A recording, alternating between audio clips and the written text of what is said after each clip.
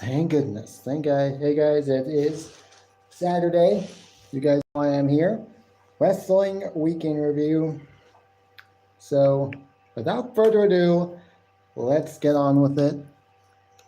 I went live twice now, but for some reason, the screen was telling me that the orientation is locked. Please rotate device. And I have it like this at horizontal like this, because one of the guys that comes on to my live streams, he prefers it this way instead of vertical. So that's why I do it this way from now on. Horizontal ways. So it is what it is. Let's get started with Monday Night Raw. It is what it is. CM Punk, he opened up the show. He was still selling the effects of his Hell in a Cell match with Drew McIntyre. And for those who watched Backlash, you will probably know. I don't know what happened. There was a message on my phone screen that was saying, orientation is locked, please rotate device. And I don't know what happened, but I had to restart the live stream twice now, and hopefully I don't get that message on my phone screen again.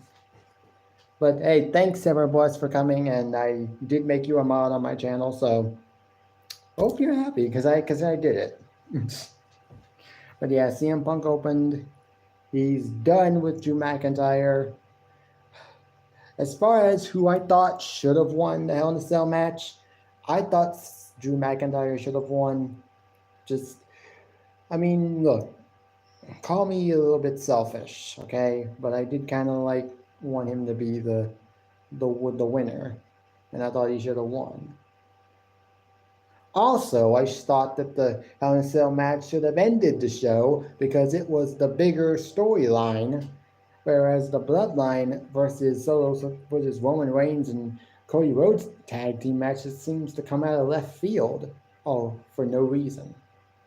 But I get why WWE did it. They had to have Jimmy Uso. They have Jimmy Uso return, which is great for Jimmy Uso. And they had The Rock show up, which was surprising. I did not expect that to happen at all. Although there were rumors he might show up, so hey, it is what it is. Let's get on with the show. CM Punk started. He basically don't remember everything that he said, but what he basically said is, I don't know how much. Obviously, I think he's going to be out for a while. There are rumors that he won't be at the Saudi show in Crown Jewel because of certain policies that Saudi Arabia has that he's just not a fan of, and he won't be at Crown Jewel, but he's said to be at Survivor Series War Games, potentially in a match versus Gunther for the world title. Obviously, Gunther's going to win that match because there's no way Gunther's losing before WrestleMania. That's just not going to happen. But as CM Punk was leaving the ring area, out comes Seth Rollins. As he's walking into the ring, he walks into CM Punk, probably on purpose. They don't seem to like each other at all. Obviously, that was made pretty clear and obvious when CM Punk first returned in 2023 in Survivor Series last year. It's okay, Nate. I appreciate you being here. And Seth Rollins, he had a message for both CM Punk and Bronson Reed, who took out Seth Rollins a number of months ago, no more than 2 months ago.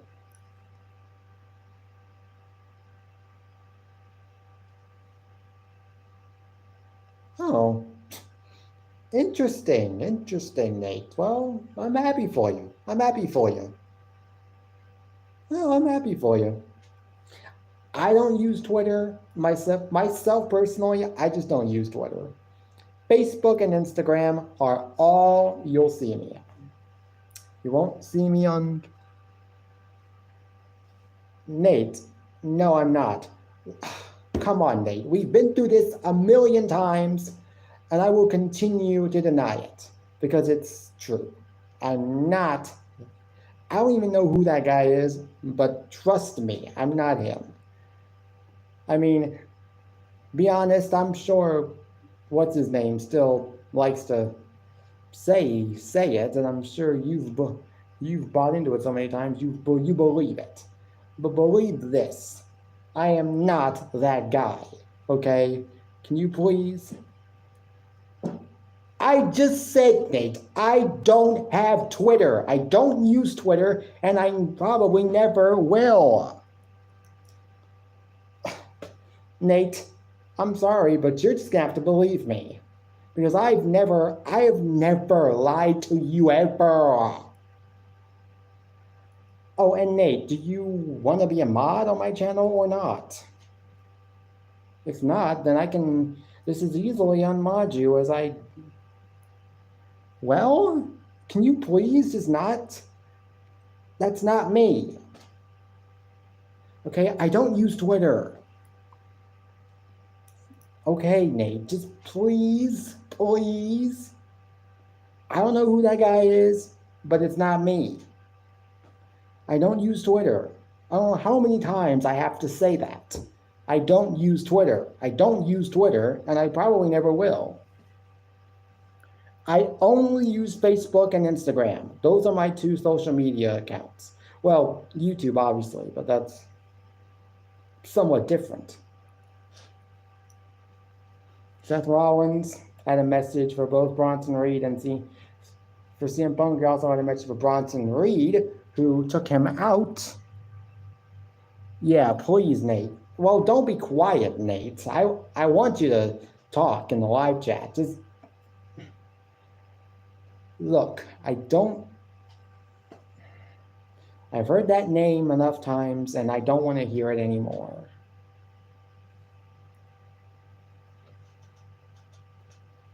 After this, we got a Rhea Ripley. Rhea Ripley cutting a promo, I'm guessing backstage or pre-taped. She had a message also for Liv Morgan and Raquel Rodriguez. She's obviously not done with either of them, although I do think she's going to be feuding with Raquel mostly in the coming future, in the coming months. And so, look, you don't have to say you're sorry, Nate. Just please. Every time I've heard that name, people tell me you're him. Like, no. I don't use Twitter. How? Because I don't use Twitter.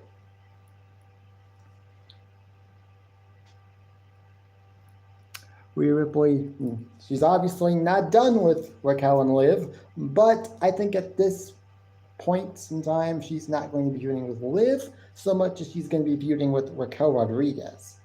And obviously this gets Raquel back to being a heel, which I think is much better. She was a good heel in NXT, and they had a brutal last woman standing match on NXT television at NXT's New Year's Evil special 2021's, the NXT New Year's Eve special in 2021, which I'm guessing was Ripley's last match in NXT, which then led her to the main roster, and now here we are, one of the longest reigning women's champions of the modern era, and obviously one of the more popular women's superstars. I'm 5'8". I'm 5'8". I don't know if you've heard me say that before, but I'm 5'8". I'm 5'8". Right now, I think I weigh about 170 pounds. Trying to get rid of this. I'm trying to get rid of it.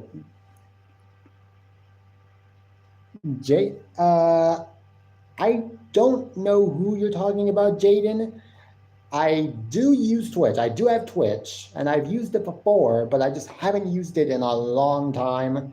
And I don't know if I mean, if you're talking about that guy JD from New York, I'm not him. I'm obviously not him. Well, Nate, for now it looks like there aren't any trolls in the live chat, but maybe. No, no, I'm not him. Nate, can you do your thing?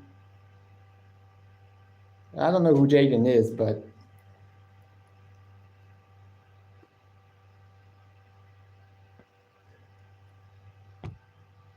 sorry, but I can't deal with any negative energy today.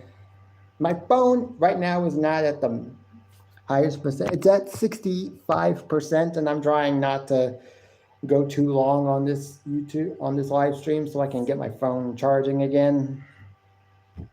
But yeah, after this, we get the first match we got tonight for Raw was Jey Uso versus Xavier Woods for the Intercontinental title. This match, it wasn't great by any means. It was just decent. When about 9 minutes, Jey Uso won the match, but it's what happened after the match that got people really upset. Because last week, although I didn't get to go live last week, I did post a video on my YouTube channel that is a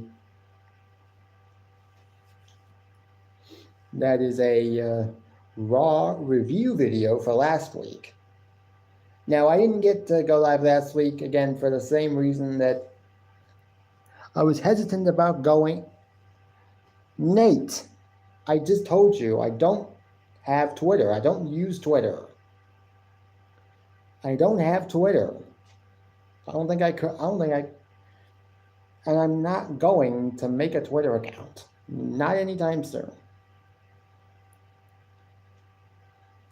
Last week, we saw Jey Uso opened up Monday Night Raw last week. We saw Bron Breakker come out to show Jey Uso respect after losing, after being so braggadocious going into his match against Jey Uso and losing.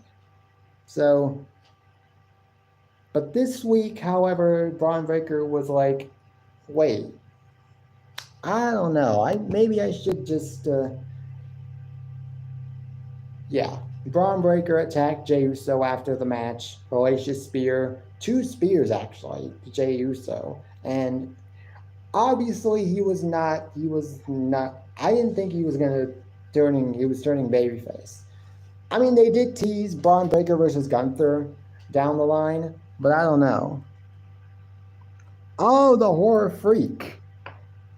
85. Yeah, I saw, yeah, you were on Tuba Chat's live stream. Yes. And I responded to the comment you sent, I think, on one of my videos. I replied to it, just so you know. Nate, don't time this person out. This is a person from an actual YouTube channel that I. Hey, well, thanks. Well, thanks for showing up. Thanks for being here. If you guys want to hit that like button, feel free to do so. It's never required. I've said this, I say it a million times on my live streams. Never required, but I always appreciate the likes if you can. Also, if there's any way you guys can share out my live stream so that more people can come in, I could use the views. I need about 3,000 watch hours to get monetized, because I already have the 500 subscribers that I need. I just need 3,000 watch hours, and I would love to get monetized at some point. I would just love it. And I'm currently at like 450 something watch hours, so I need a lot. I mean, I have a messenger, I have a group chat on Messenger that's specifically for the Bloodline group on Matt's channel. It's basically just me. It's me, Maroney, Jay, Hannah, Austin and Aaron, or Hunter Sage. But that's it. I mean, that's it. After this, we got Braun Breaker backstage. Jackie Redmond attempted to interview him, but he was like, I'm not commenting. I don't have anything to say. And that's how that ended.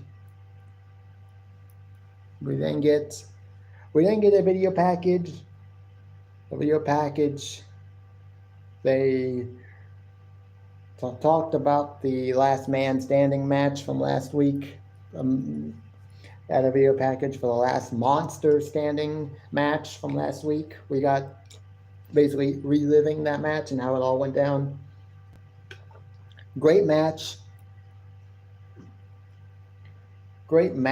but the ring implosion spot was, I think, the weakest out of all the ring implosion spots we've gotten, which all the other ones were big, but I think this one was the weakest. Braun Breaker, Braun Strowman, and Bronson Reed, I think it was the weakest out of the four we've gotten, or out of the other three, but it is what it is. We then get a backstage segment with Ethan Page. He's in the back. He's in backstage with NXT General Manager Ava Raine and Adam Pearce. He's there talking about NXT.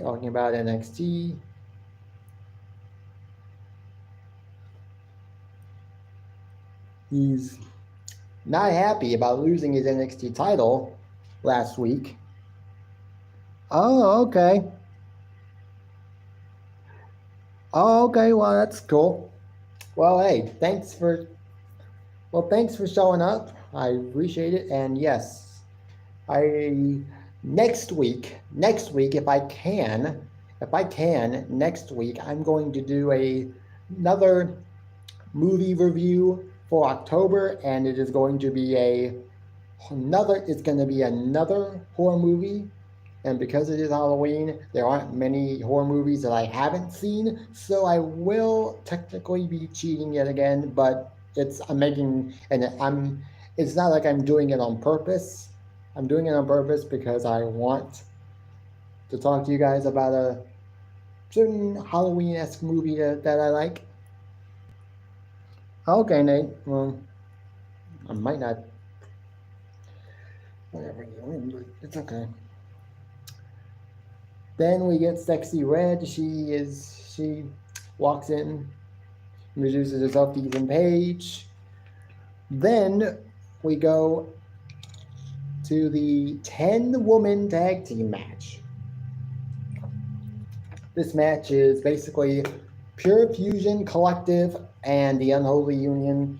Pure Fusion Collective involve Sonya Deville, Shayna Baszler, and Zoe Stark. And then they're teaming with the Unholy Union of Alba Fire and Isla Dawn. They take on the 5-woman team of Natalya, Zelina Vega, Katana Chance, Kayden Carter, and Lyra Valkyria. Oh yeah, Tubi. Yeah, I have Tubi. I watch Tubi a lot. It is free, which I love. Plus, it has a lot of Fox shows on it that I just love, game shows and whatnot, and I love it. It also has one of my favorite animated sort of comedies that they've been showing on Fox, which is Housebroken.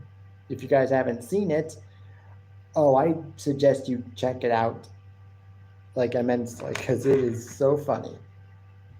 I can't go into much detail because I'm trying to get this live stream done.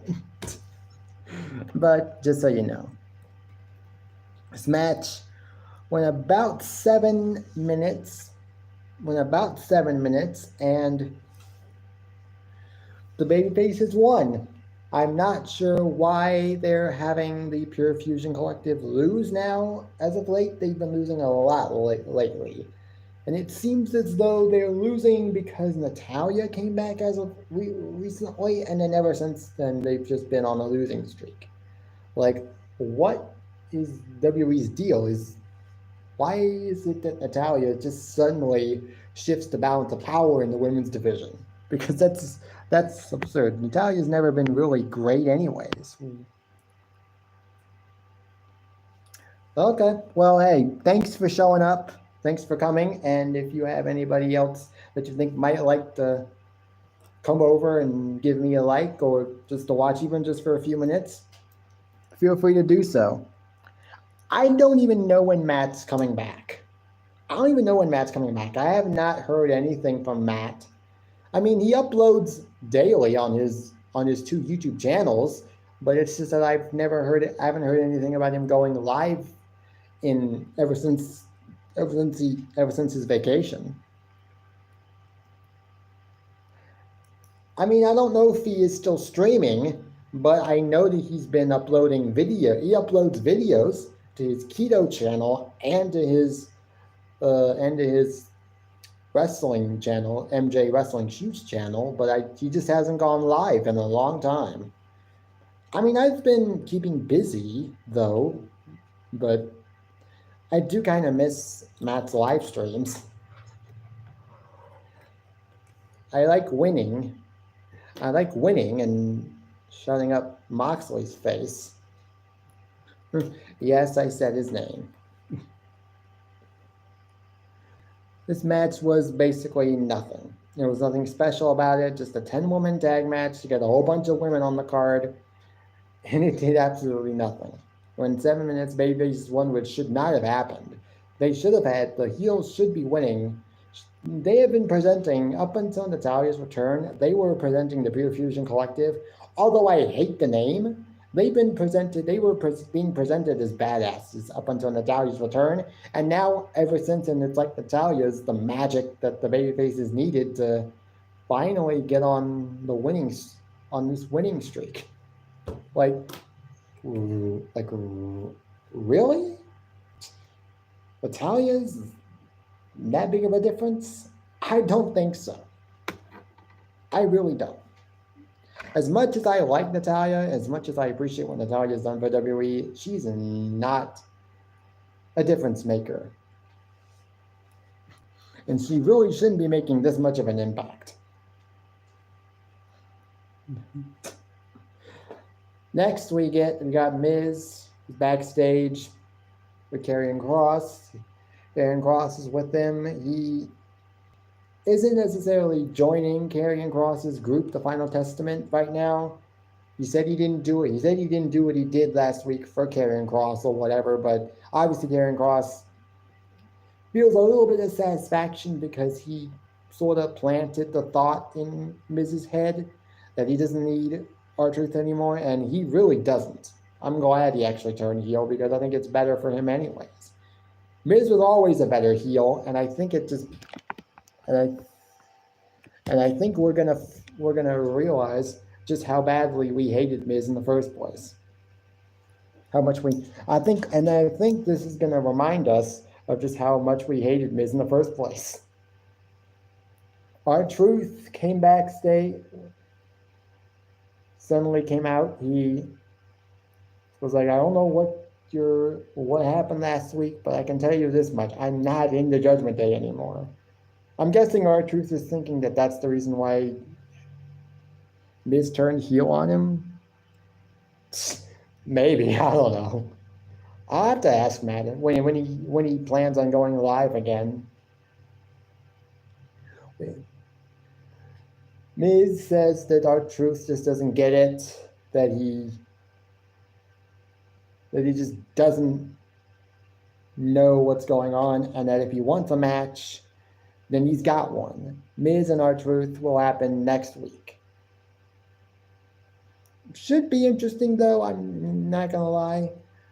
We get Sheamus and Pete Dunne. We get a video package reliving the Sheamus and Pete Dunne feud. Up until this point, they were set for a Donnybrook match this week on Raw. So, and then after this, we go and get a backstage. After we go to commercial break and come back, we get a Raquel Rodriguez. She's backstage with Liv and Dirty Dominic Mysterio. I don't know how they're going to be booking Raquel Rodriguez going forward, but I'm kind of excited because I know that Raquel as a heel was so good in NXT.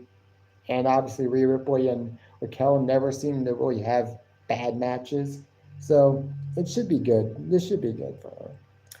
Then we get the Sheamus versus Pete Dunne Donnybrook match. This match lasted about 12 minutes, was great. At one point, Pete Dunne had Sheamus handcuffed, yet for some reason, but then out of nowhere, Sheamus was able to hit the bro kick anyways, even while handcuffed, and just fell on Pete Dunne, still while handcuffed, which basically counts as a pin. Pins in 1, 2, 3. I'm guessing he was eventually able to get that. They were able to get the handcuffs off of him. But that was about one of those crazy matches. It was a great match.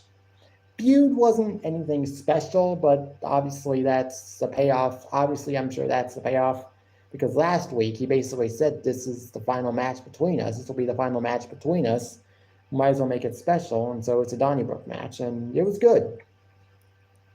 We get Sami Zayn and Cody Rhodes backstage. Also, for those who don't know, this was the very first Monday Night Raw to go 2 hours. USA has switched it up. It will no longer be 3 hours from here until the Netflix deal. It will be 2 hours from now on. So obviously I might not be going live for as long as I usually am, because that'll be like an hour less of stuff for me to have to talk about. We got Sami Zayn backstage with Cody Rhodes. Cody Rhodes was at Monday Night Raw, I'm guessing, to hype up the Cody versus Gunther match, which will happen at Crown Jewel. It's going to be champion versus champion. Winner becomes the Crown Jewel champion, and from what I have heard, this will be a thing that will happen only at Crown Jewel. Since it's called the Crown Jewel Championship, it might as well only be defended once a year at Crown Jewel in a champion versus champion match. This is basically brand supremacy. Who's the better champion on which brand? Which brand has the better champion? And I'm actually excited because we haven't gotten a Cody Rhodes versus Gunther match yet. I'm pretty sure in WWE, and I would love to see it. Who wins? I actually don't know, because that would be the hard part. Because both superstars have been protected a lot. Gunther, obviously, during his IC title reign. Cody Rhodes is the biggest star in WWE right now, although some people will tell you it's Roman Reigns or Solo Sikoa, and that's just a load of... Solo Sikoa, he's not the biggest superstar in WWE. He's barely the biggest star in his own faction. Jacob Fatu is clearly the best out of the bloodline right now, based on presentation. At least Jacob Fatu is protected most of the time. When he gets into the ring, he's almost always protected, and he almost always brings a beat down. Most of the time. But hey, Sami Zayn was backstage. He told Cody Rhodes, it's going to be me. It's going to be me versus you at Crown Jewel, not you versus Gunther. And then we get a video package for Sami Zayn versus Gunther, reliving their rivalry. We got pretty good. And then we get the main event, Sami Zayn versus Gunther for the world title. Match went about 16 minutes. Went about 13 minutes. Great match though. Nate, I'm sorry, but I don't know if I'm gonna add you. Stretching for 30 minutes, and it was a great match. Obviously, they had to make it look like Sami Zayn could win, even though he was never going to. Sorry, Nate, maybe next time. But yes, Gunther wins. I knew he was going to win anyways. No, I'm sorry. I'm sorry, Nate, but not this time. Not this time. I don't trust you. I know you'll be good. I just don't really feel like it. That was Monday Night Raw. Monday Night Raw was not the best show in the world. It was actually not good. Maybe it was just a transition to 2 hours. Hopefully it gets better, but this Monday Night Raw was not the greatest.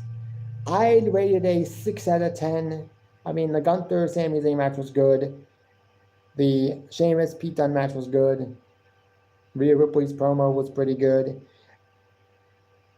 The Braun Breaker basically heel turn was returning to being a heel was great, but everything else was just mid.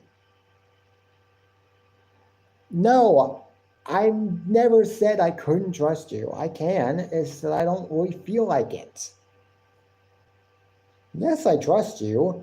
I just don't feel like it. Okay, and you should respect my decision. NXT. Now, last week, I didn't get to go live last week, but last week was the NXT's season premiere on the CW network. You're already in the bloodline on Matt's channel. You don't need to be a part of the group chat as well. Last week on the NXT season premiere, we got Julia versus Roxanne Perez for the women's title.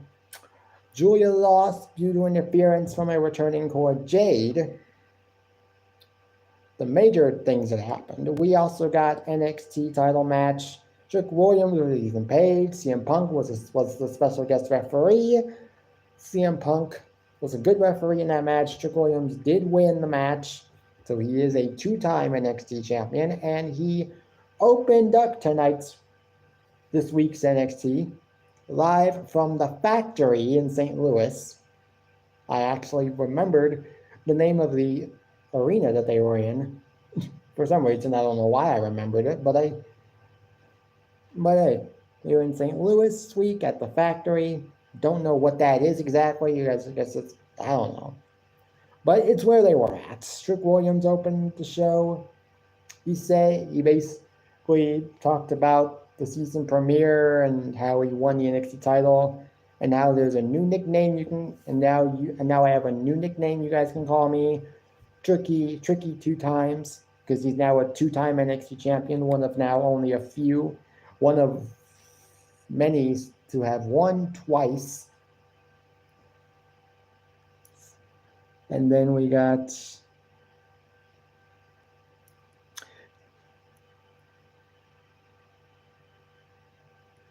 okay, well, yeah, when I feel like it. When I feel like doing it. Then we got Wesley interrupting proceedings. He wants a shot at the NXT title. Then, all of a sudden, out of nowhere, and I didn't know this was going to happen, but Jey Uso, the Intercontinental Champion, decides to show up. He hypes up NXT with Trick Williams. They then go on to introduce the women that will be competing in this 6-woman tag match. They introduce Bianca Belair, Jade Cargill, and Kalani Jordan. They are in a 6-woman tag team match, the first match of the night, against Fatal Influence, JC Jane, Fallon Henley, and Jasmine Nix. This match went about 10 minutes. The babyfaces won, as I knew they were going to, I'm sure. I was pretty sure the babyfaces were going to win, and they did. After this, we get a backstage interview with Julia, with I think Sarah Schreiber. She is interviewing Julia. Then, out of nowhere, obviously off camera, someone shows up. Julia gets interrupted. Someone shows up. Julia's like, "Oh, hello, my old friend." and then just proceeds to leave.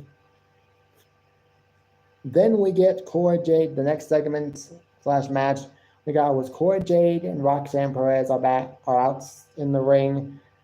They are talking about what happened last week on the season premiere when Cora Jade came out to attack Julia, which led to Roxanne Perez retaining her title. Cora Jade is actually quite happy with the person that Roxanne Perez has become. Roxanne told Cora that she should have listened to Cora Jade a long time ago, but that she was too busy listening to the fans to realize that she needed to change in attitude. This leads to Julia coming out, and she says that she's not alone. Then we get the official in-ring debut of Stephanie Vaquer. Stephanie Vaquer makes her official debut, although she unofficially debuted a couple weeks ago in a contract signing when she interrupted a contract signing between Julia and Roxanne Perez, which was for their match at the season premiere of NXT on the CW. So, and obviously, as soon as I saw Stephanie Vaquer come out with Julia, I immediately thought to myself, that's the friend that interrupted her interview earlier. That led to Julia leaving her interview. So, hopefully, Julia, she didn't have a bad match with Roxanne Perez on the first NXT on CW, but it wasn't great either. So hopefully she gets better. And hopefully Stephanie Vaquer's good. I've only seen Julia wrestle now twice in NXT, and I haven't seen Julia. So I haven't watched Stephanie Vaquer wrestle at all, even though she did wrestle Mercedes Moné in AEW at Forbidden Door. I didn't see that match, so I don't really know how she wrestles. Hopefully she's good, because they wouldn't be signing her if she wasn't good. Obviously, they wouldn't have signed Julia either. And also, there's apparently another woman that's coming to NXT soon. Apparently, a wrestler named Delta, who is also Australian. So I looked her up, and she was a part of a Australian wrestling company called Melbourne, or some wrestling company in Australia. And she's been wrestling there, and now she's coming over to NXT. So I'm hoping she's good too. I haven't heard too much about her, but we'll see what happens when she debuts. We also get, after this, we went to commercial break, and then we get Charlie Dempsey is backstage with Alexis King. Alexis King is in a bit of a dilemma, because for the most part, because up until last week, up until a few weeks ago, he has mainly been cheating in his matches and finding ways to cheat in his matches. But now he seems to be in a dilemma. He doesn't want to cheat anymore. And he is asking Charlie Dempsey for any advice on a potential match where he can't cheat or Mensa can't cheat. Because in their last match, Alexis King had the opportunity to cheat to win, but he chose not to. And Mensa decided that he was going to use the same move that Alexis King was thinking about using, but then didn't, by holding on to the ropes, which led to him winning. Can't remember everything that was said, but it was a good backstage segment. Then we go to the match between Oba Femi. Then we go to Oba Femi and Tony D'Angelo for the NXT North American title. This is a rematch from No Mercy. I didn't know who was going to win, but Oba Femi is currently at this point in time the longest reigning NXT North American champion in history. The longest reigning NXT North American champion in history was, before he lost to Tony D'Angelo in this match. This match went about 15 minutes. Great match. Obafemi, Tony D'Angelo wins, and he's one of those in NXT that I actually like. One of the few in NXT that I actually like, because there are a few stars in NXT that I like. As of right now, on the men's side, Trick Williams is one of them. I don't mind Ethan Page. I like Javon Evans. I like Tony D'Angelo. I like Alexis King, a few of them. And so, on the women's side, I like Lola Vice, Jada Parker, Roxanne Perez. I like Kalani Jordan and Sol Ruka. So there are a few in NXT that I actually like. And I like Obafemi though too, because he's a powerhouse. So what's next for Obafemi? Don't know, but maybe by next year he'll be in the NXT title picture, and we'll be seeing Trick Williams versus Obafemi at Stand and Deliver. Maybe, I don't know. But it is what it is. Lash Legend. After this match, we go backstage with Bianca Belair, Jade Cargill, and Kalani Jordan. They're celebrating their six-woman tag team match win. Their win earlier on in the night. Out of nowhere, we get Lash Legend and Jakara Jackson of Mandalore. They talk about wanting a women's tag team title opportunity. Bianca and Jade say yes to this, but they say that if you want this match, you're going to have to come to our turf to get it. So obviously that meant SmackDown, because they're signed to SmackDown. They were initially signed to SmackDown anyways, but they can appear on all three brands considering they're the women's tag team champions.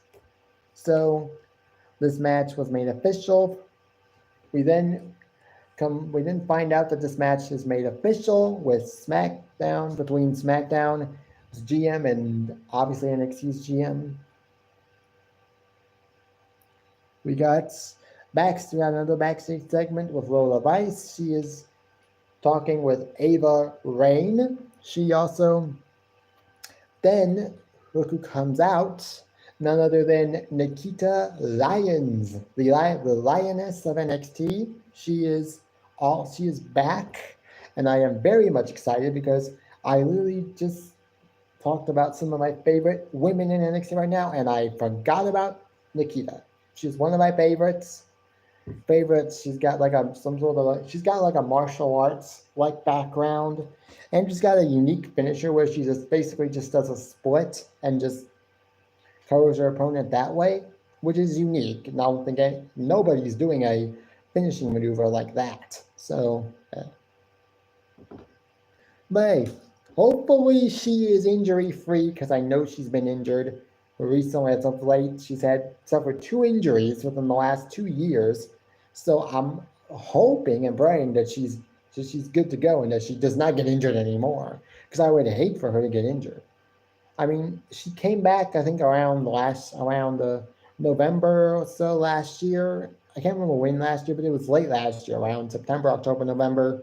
And then she got injured again. So hopefully she's back, and hopefully she's back for good, because I like her. I like her style. The way she wrestles, I like it. Then we get A-Town Down Under. Grayson Waller and Austin Theory, my best Australian accent impression, versus the team of Axiom and Nathan Frazier for the NXT Tag Team titles. Match went about 10 minutes. Great, really good tag team match. Axiom and Nathan Frazier are a great tag team. Some of you guys may not see that, but I do. And A-Town Down Under lose. Axiom and Nathan Frazier win.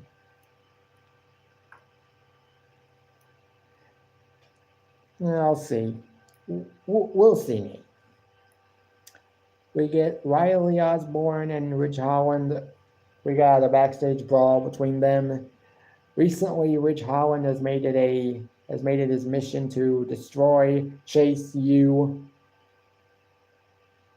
you, and he's taken out everybody. He's taken out Andre Chase, taken out Duke Hudson.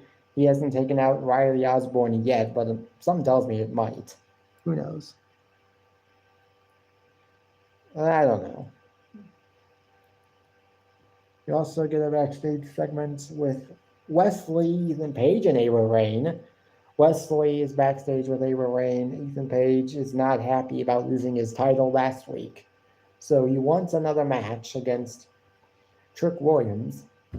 Wesley wants a match against Trick Williams, so no, I don't. What would make you think that? I like you. I mainly like that you came to your senses and finally dumped the Moxley trash. Ava Raine decided that,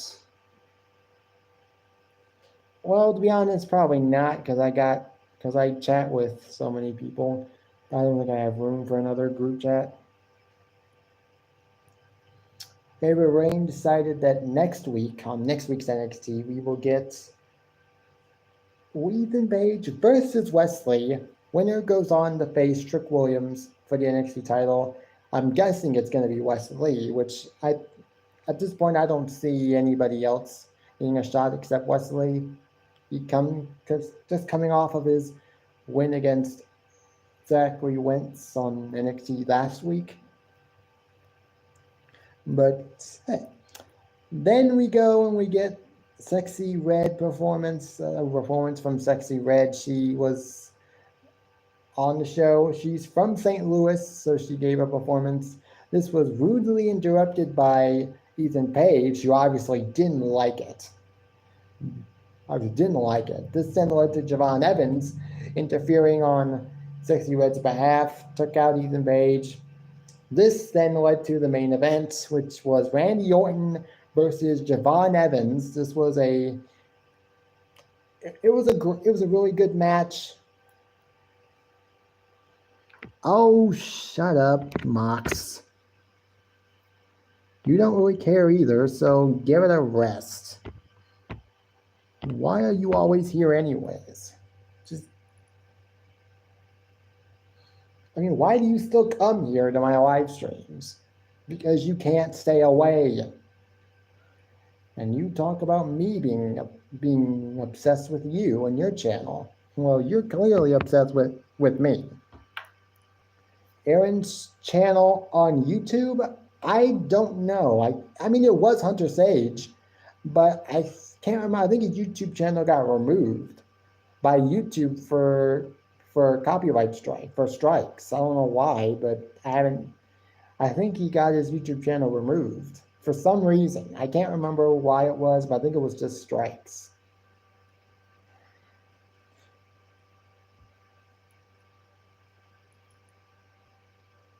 I think he has a YouTube channel. I think it is Hunter Sage, but I don't know if he's doing anything on it as far as posting videos or going live or anything. This match, Randy Orton with Javon Evans, was pretty good. There was a spot at the end of the match where it looked like Javon Evans was going to do some sort of flip into the ring with Randy Orton catching him for the RKO, which I'm guessing was them trying to recreate the 2011 spot with Evan Bourne and Randy Orton. I think the moonsault. I guess that's what it was that Evan Bourne did, a moonsault into an RKO counter, which was obviously probably one of the best RKO out of nowhere spots we've gotten probably ever. There have been some ones maybe to top it, but that's one of the best RKOs out of nowhere that we've gotten, was that Evan Bourne spot from 2011. And I think that's what they were trying to do, but I think Javon Evans over-rotated a little bit, missed the spot. Randy Orton did get the second RKO attempt in, and that was enough to get the win. Obviously, now from what I've heard, Javon Evans was supposedly believed to have said to Randy Orton after the match, "I'm sorry about that. I'm sorry about the missed RKO spots." Randy Orton then tells him it's okay. It happens. Then again, I have to say to myself, Javon Evans is 20. He's 20 years old. He's younger than me. This is basically his rookie year in NXT. And I'd say if there was a case to be made, Javon Evans is the rookie of the year this year because obviously this is it's officially his first year, and he's been nothing short of great since he debuted against Ilya Dragunov of all people in a match this past fall.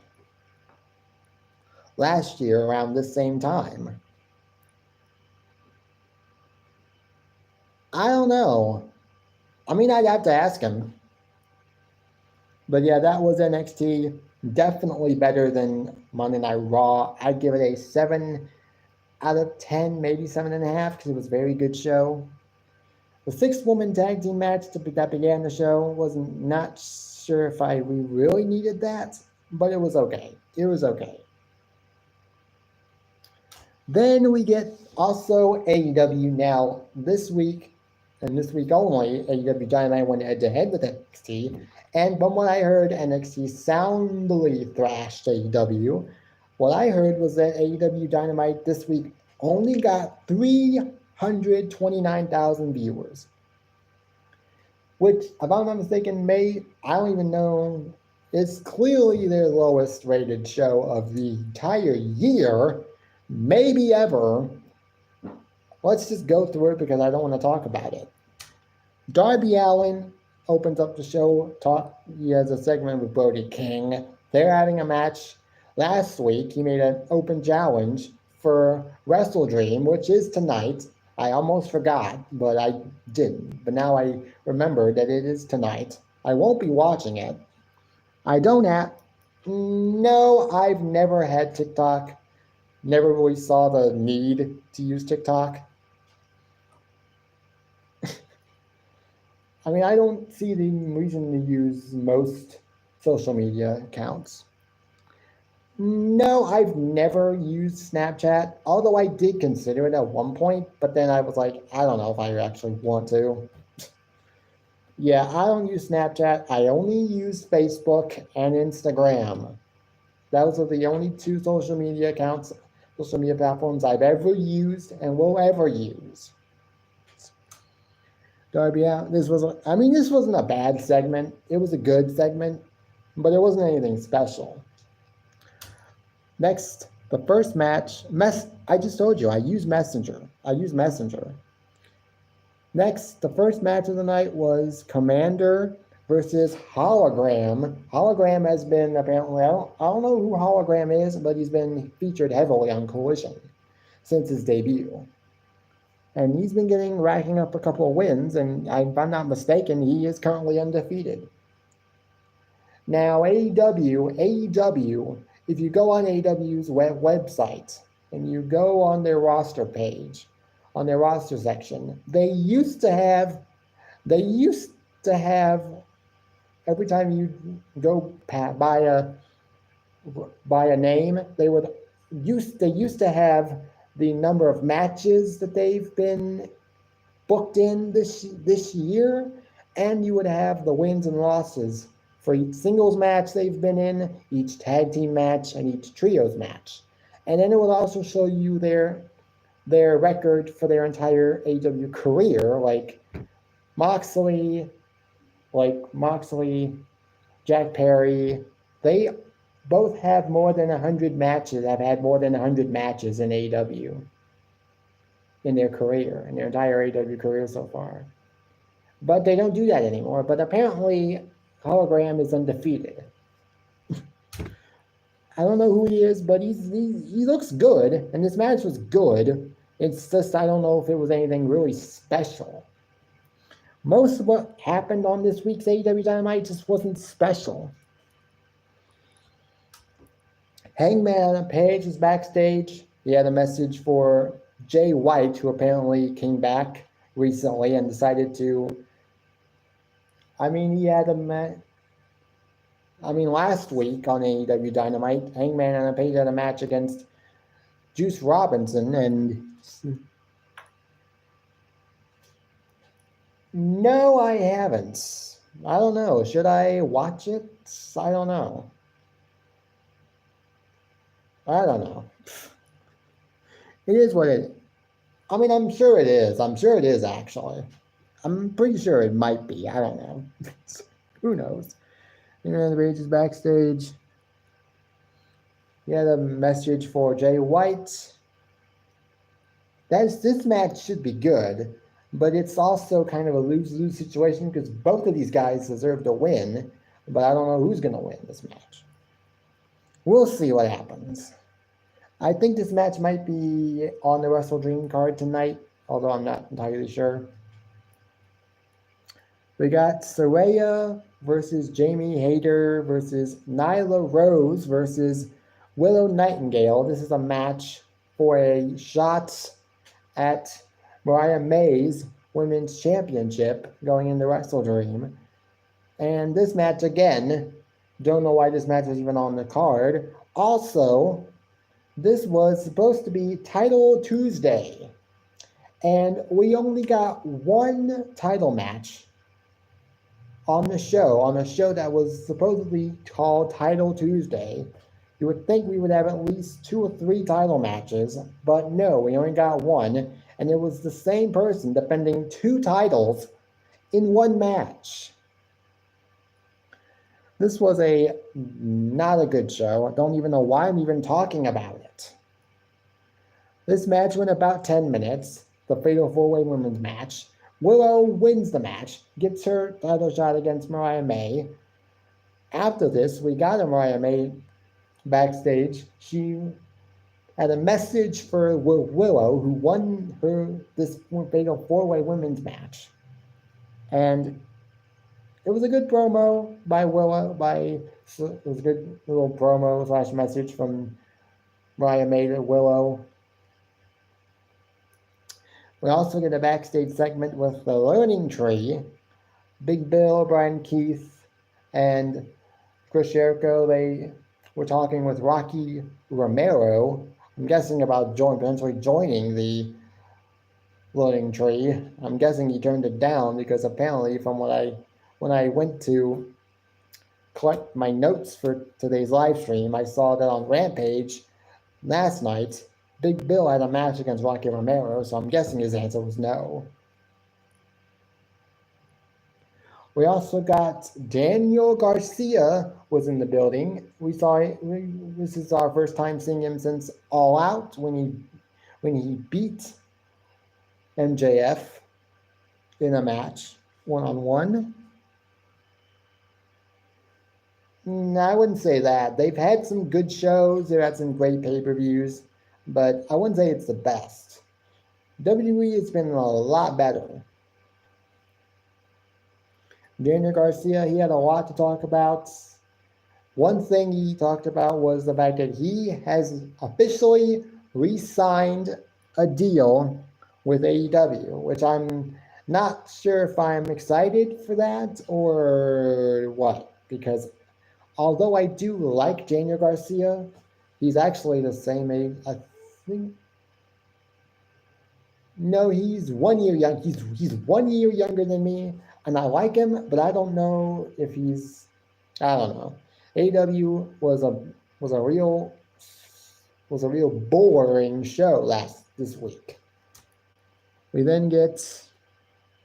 also get Will Ospreay.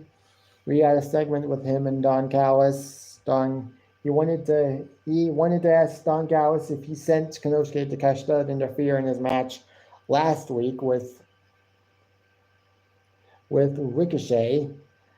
Obviously, Don Callis kept dodging the question until he finally caved in and said, "Yes, I did it. I sent Takeshita out there to send you a message. Like, I'm the leader of this Don Callis family. I make decisions." And I'm almost certain that Don Callis is not happy about the fact that Will Ospreay asked to be out of his contract with Don Callis. Will Ospreay wants out of the Don Callis family, wanted out of the Don Callis family, And I'm sure Don Callis was bitter about that. Then we get Takeshita comes out to attack Will Ospreay. Eventually, this just leads to Will Ospreay just obviously Kyle Fletcher is not at all happy about having to be involved in this because he's friends with Will Ospreay. Whether this leads to Kyle Fletcher turning heel on Will Ospreay, I don't know. But also, we got a backstage segment with Don Callis and Jake the Snake Roberts. Apparently, Don Callis and Jake the Snake Roberts did a talent swap of sorts. So Lance Archer will now be a member of the Don Callis family, and Jake the Snake Roberts gets Rush Dralistico, and I can't remember who else was in the. It was 3 people. All I remember is Rush and Dralistico. Whether this leads to Lance Archer being a more prominent player on AEW television is beyond me, because he has been so inconsistently booked within the last 2 years that I wouldn't be a bit surprised if this doesn't lead to anything substantial for him. I mean, yes, Don Callis is a great heel manager, but I just don't know if he's going to be able to be as successful as MVP was with Omos, which I thought was a great pairing. Obviously, MVP is a great, and they were right to pair him with Omos, because Omos is not going to be good on his own. But yeah, we got Mercedes Moné versus Emi Sakura, 7 minutes for both the TBS title and the other title that Mercedes currently holds, which I'm not even sure which title that is. Can't remember what that is, but I think it's like I don't know what.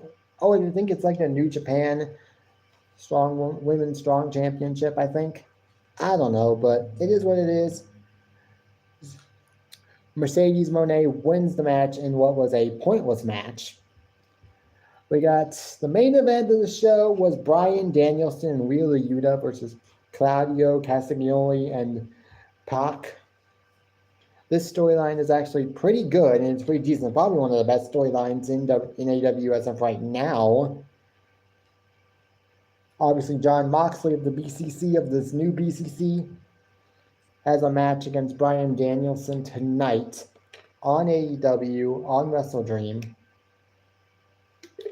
Should be good. Good match. Will Jon Moxley win the AEW title for what I'm thinking will be either the 4th or 5th time? I hope not. I hope not. Yeah, I'm hoping. But I don't think Jon Moxley needs to win this match. We still got Christian Cage, who has the contract that he won after winning the Gauntlet match at All In. So I don't know what they're going to do with him. I haven't had a reason to go after him as of late. I haven't checked as of late, which is good because I'm trying not to. Oh, hey, Thomas. Nate, this is a friend of mine. This is actually a friend of mine from high school. I wouldn't necessarily say friends because we never really saw much of each other. But he's someone that I know from high school. Graduated the same class as me, class of 2015. Any of you that are coming in, if you want to hit that like button, feel free to do so. Never required, but I would appreciate it very much. This match, Bryan Danielson with Claudio Castagnoli and Pac, 16 minutes, nothing really special. It was a good match, nothing really special. That was it. AEW Dynamite it was just bad. It was just bad this week.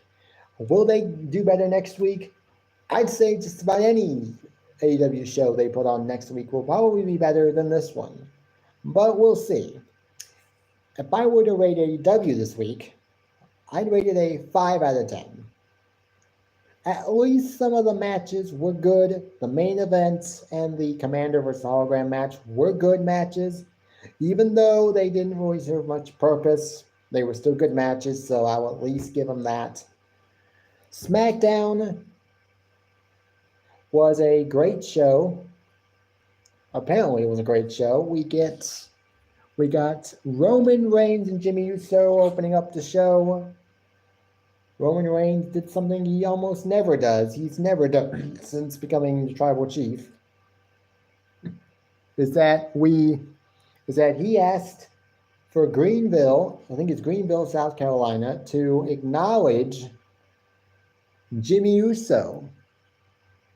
Yeah, Matt did go on vacation, but he should have been back from vacation a long time now. That was right before Bash in Berlin. That was right before Bash in Berlin, though, which was in late August. So then he should have been, and I'm sure he's back, but I don't know if he's going live again, when he's going live again. Jimmy Uso also told Roman Reigns that he is a tribal chief without a tribe, and that he knows that we need help. Now, obviously, I'm guessing this leads eventually to a Jey Uso, Jimmy Uso reunion, which will definitely pop the crowd for sure. And then Sami Zayn, which I'm sure is going to be the other OG Bloodline family member. I was worried at one point that we weren't getting the OG Bloodline versus Bloodline 2.0 at Survivor Series. I mean, we never really saw each other that much, mainly because you were always in the special ed class with the rest of the special ed kids, and I was in the normal classes, so I never really saw you that much. Besides, I never really talked. Yeah, we just didn't really talk hardly at all. But it's actually been pretty cool. And hey, I'm glad you're here. I'm glad you're here. And I'm pretty sure you are my third like, so thank you for that. This, obviously, I'm sure this will lead to Jey and Jimmy reuniting and Sami Zayn coming back to the. At one point, though, I was a little worried that we were not going to be getting the OG Bloodline versus Bloodline 2.0 at Survivor Series War Games, because there were rumors that they were not going to do that, and that they were looking for Kevin Owens, Randy Orton, Cody Rhodes, and Roman Reigns. And that obviously is not happening now because Kevin Owens is now turned heel on Cody Rhodes, and it should be fun. Immediately, though, we go into a title match. LA Knight versus Carmelo Hayes for the United States title. This went almost 11 minutes. Great little match. Wasn't anything too special, but it was a good match. LA Knight obviously wins. What's next for Carmelo Hayes? Well, obviously, got that. We got Cody Rhodes. Jimmy Uso is backstage. Jimmy Uso wanted to show his respect for Cody Rhodes. Cody Rhodes said, "Thanks, but your help, it was a one-time thing. At Bad Blood, what happened to Bad Blood was just a one-time thing between me and the Bloodline. I'm done." And it does look like he's done with the Bloodline now for the time being, because he's now heading into a program, obviously, with Kevin Owens, maybe even potentially with Randy Orton if he also decides to turn heel. Who knows? We then get Cody Rhodes. We get a little video package for Lash Legend and Nakara Jackson, explaining their reasons to want to go after the women's tag team titles. Then we get their entrance, but then Kevin Owens comes out unexpectedly. He says that he was fined and suspended, meaning he wasn't supposed to be there, but he came out anyways to talk. He basically said, "You guys think I'm the bad guy here? Well, Cody Rhodes. I didn't turn on Cody Rhodes. I only turned on Cody Rhodes because Cody Rhodes turned on me."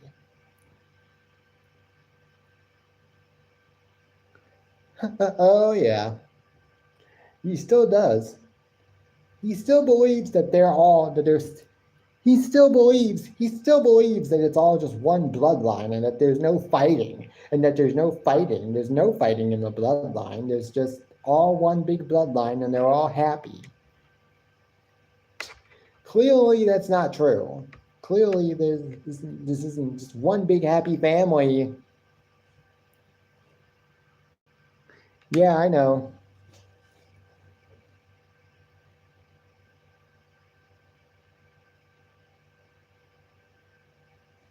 But yeah. Then security comes out, then the officials come out to apparently they turn off Kevin Owens' microphone that he has. So he decides, you know what? I'm just gonna go to the commentary desk and use like a cozier piece to talk. Now, a lot of people were already drawing comparisons to when Shane McMahon did the same thing to Kevin Owens, which was obviously hilarious. Because I do remember watching that segment when when Kevin Owens had a microphone in hand, was talking, and then Shane McMahon comes out and cuts off Kevin Owens' mic. That was funny. Then we get this match between Lash Legend Jakar Jackson versus Bianca Belair and Jade Cargill. This match went about 4 minutes. Blink and you miss it. Wasn't anything special. Bianca and Jade win. It was actually nice to see Bianca and Jade get some actual new challengers instead of the same old challengers, which is over and over again.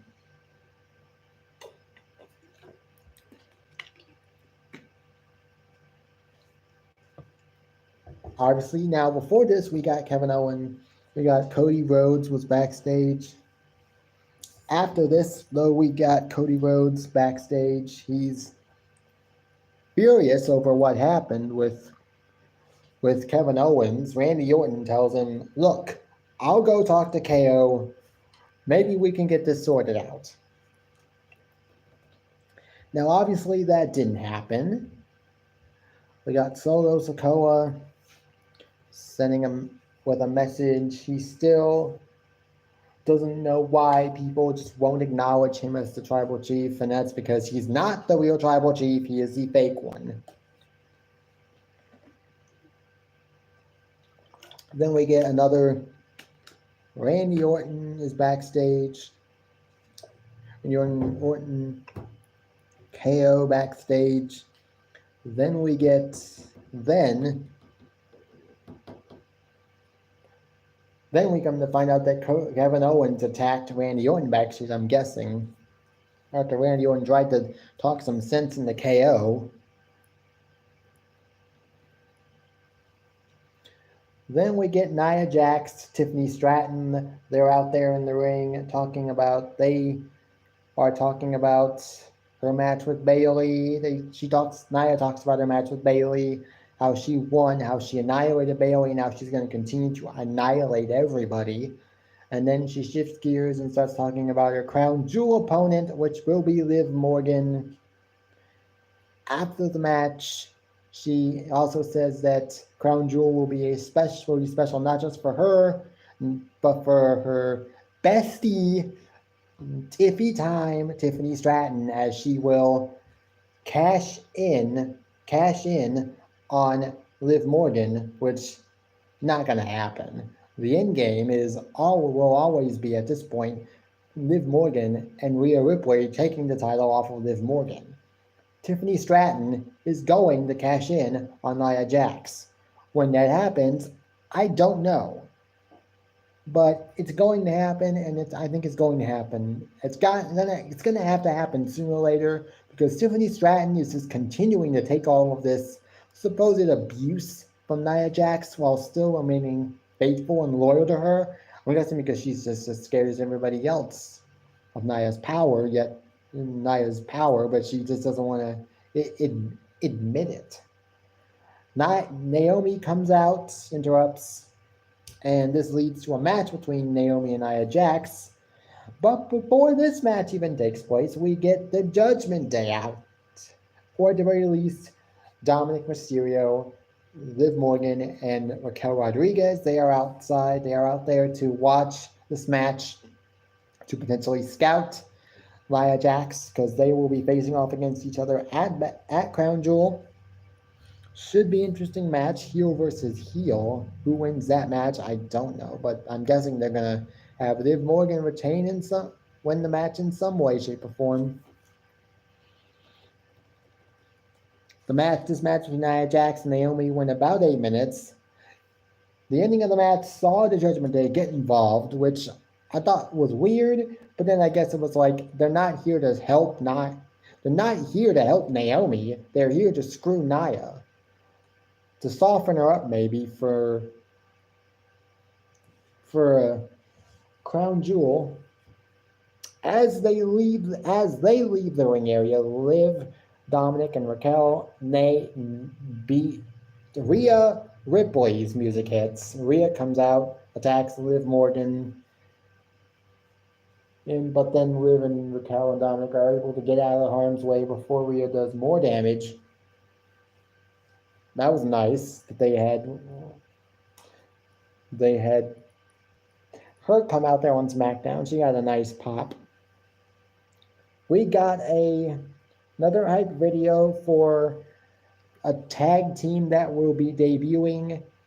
And we now know the Motor City Machine Guns, I'm pretty sure, is the tag team. And we got another hype video for them. We got one last week, now we get one this week. And now we know they will debut next week. And after the LA Knight Carmelo Hayes match, we got a backstage segment involving Nick Aldis and Andrade. Carmelo Hayes was not happy about Andrade being out there and then just pissing all over his loss. So Nick Aldis says, if I'm not mistaken, you and Carmelo Hayes are 3-3 right now in your little series. So he announces match number 7, which will be, I'm guessing, the deciding match. Who wins this match?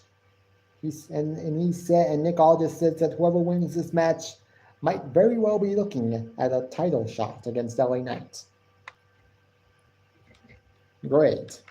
Then Santos Escobar comes into focus, wants to talk to Nick Aldis about opportunities. And this time it's not for himself, it's for Elektra Lopez and Angel Garza and Humberto Carrillo. And Nick Aldis says that he is glad that Angel and Humberto want opportunities because he has a match for them next week. So we got Angel Garza and Humberto Carrillo will be in a tag team match next Friday on SmackDown. Their opponents will be supposedly a special team that Nick Aldis handpicked for them. And I'm just going to show you guys something for you guys real quick. This is my YouTube. This is a YouTube channel that I've discovered a while back, and I keep talking about it.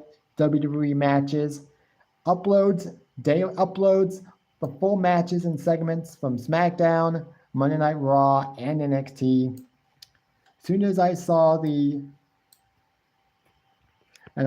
backstage segments, and as soon as Nick Aldis said that, I almost immediately thought to myself, it's got to be Motor City Machine Guns. They're debuting next week on SmackDown, and Nick Aldis says that he has a special tag team in mind to face Angel Garza and Humberto Carrillo next week.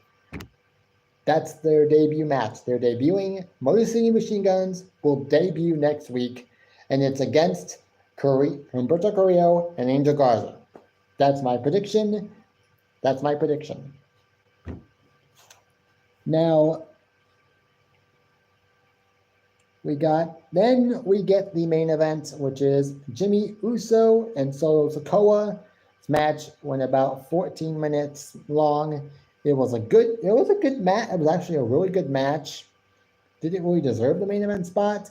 Don't know, but they made it a main event worthy kind of match for at least for SmackDown. At least for SmackDown. And then we get obviously a Bloodline interfered, causing a DQ win for Jimmy Uso. Roman comes out to save Jimmy Uso, but eventually it's no use as the Bloodline just beats him down. Obviously, they need help. It's going to come in the form of Jey Uso and Sami Zayn. I'm more than certain. But SmackDown was a great show. 7.5 out of 10. It was about as good as NXT, maybe slightly better. But hey, that is what it is. That's the end of the live stream. I hope you guys enjoyed it. I enjoyed it, and I hope to see you guys next week. And until next week, peace. Bye, guys.